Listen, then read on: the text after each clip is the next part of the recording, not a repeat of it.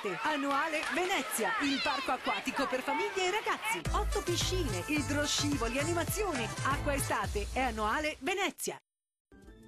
Anticiclone Polifemo indebolito da correnti instabili atlantiche, sarà buono al mattino ma poi arrivano i primi temporali e un clima anche più fresco. Vediamo il dettaglio. Sul Veneto bel tempo con cielo poco o parzialmente nuvoloso su tutto il territorio regionale, possibile qualche temporale sui monti del Vicentino.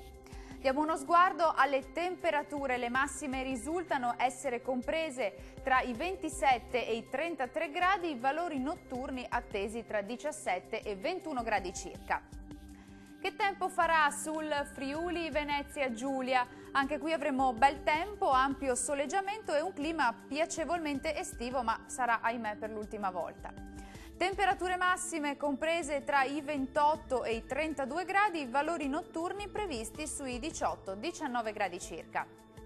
E concludiamo con uno sguardo alla situazione del Trentino Alto Adige. Il tempo peggiora sull'Alto Adige con temporali sparsi, soprattutto sui confini alpini, locali rovesci anche sul Trentino.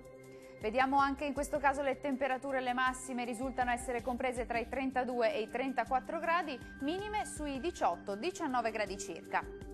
Il mare sarà poco mosso sulle coste e mosso al largo, i venti moderati da sud-est.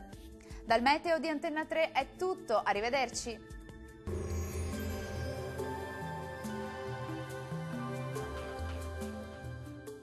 Acqua estate, annuale Venezia, il parco acquatico per famiglie e ragazzi. 8 piscine, idroscivoli, animazioni. Acqua estate è annuale Venezia.